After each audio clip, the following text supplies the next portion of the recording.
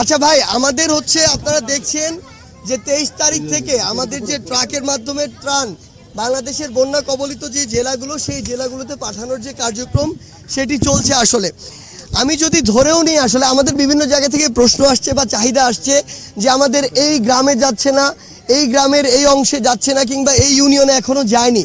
So এই বিষয়গুলোতে আমাদের কিছু আসলে আবদার আছে বা চাওয়া আছে। এই চাওয়াগুলো বাংলাদেশের যারা সামর্থ্যবান মানুষ রয়েছেন তাদের প্রতি। তার পূর্বে আপনাদেরকে যদি একটা স্ট্যাটিস্টিক্স বলি, আমি দেখলাম যে 4টি জেলা বন্যা কবলিত, মূল যদি 4টি প্রধান জেলা ধরি তাহলে হচ্ছে ফেনী, কুমিল্লা, লক্ষ্মীপুর, নোয়াখালী।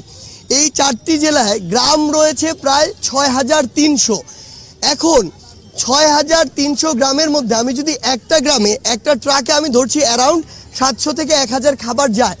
একটা গ্রামে আসলে একটা, যেহেতু পুরো গ্রামে এফেক্টেড, তার মানে একটা গ্রামের জন্যই যথেষ্ট।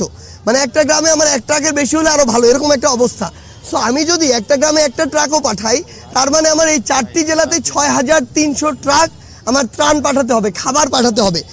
আমরা 4 দিনে অ্যারাউন্ড ধরেন খাবার পাঠিয়েছি আমাদের এই জায়গা থেকে 100-র কিছু বেশি বা শতাধিক ট্রাক।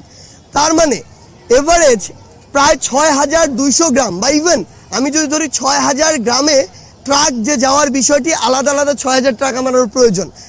আমরা এই জন্য আমাদের জায়গা থেকে যেটি আসলে করেছি, আমরা উপজেলা প্রশাসন বরাবর পাঠিয়েছি, যে কোনো উপজেলা বা সদর উপজেলা। কারণ প্রত্যেকটি গ্রাম সম্পর্কে, গ্রামে কার নিড, এই বিষয়গুলোর লিস্ট আসলে উপজেলা প্রশাসনের কাছে একটি থাকে সামারি আকারে।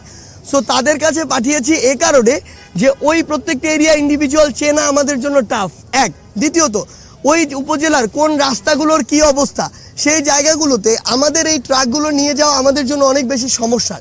এই জন্য আমরা প্রত্যেকটি ক্ষেত্রে অফিসিয়ালভাবে উপজেলা প্রশাসনের সাথে যোগাযোগ করে তাদের কাছে পাঠিয়েছি। তারা তাদের জায়গা থেকে যেখানে মনে করেছে যে এই গ্রামে বা এই ইউনিয়নে প্রয়োজন, তারা তাদের জায়গা থেকে ওইভাবে পাঠিয়েছে।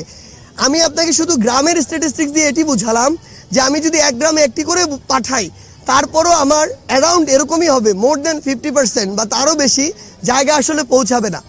এখন এটার সমাধান কি হতে পারে? আসলে এখন এই সংখ্যাটা বেশি হওয়ার কারণে আমাদের কাছে অনেক ভাই বোন আসছেন যারা চাচ্ছেন তাদের ওই এলাকায় পাঠাই, তাদের কাছে ফোন আসছে। কিন্তু আমাদের একটা সীমাবদ্ধতা আছে।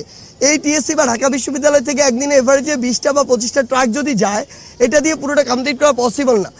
এই জন্য আমরা চাই বাংলাদেশের যারা সামর্থ্যবান ব্যক্তি রয়েছেন, আমরা তো দেখছি শত কোটি টাকার বা 1000 কোটি টাকার মালিক অনেক ব্যক্তি বাংলাদেশে আছেন। আসলে এই 16 বছরে তারা তৈরি হয়েছেন।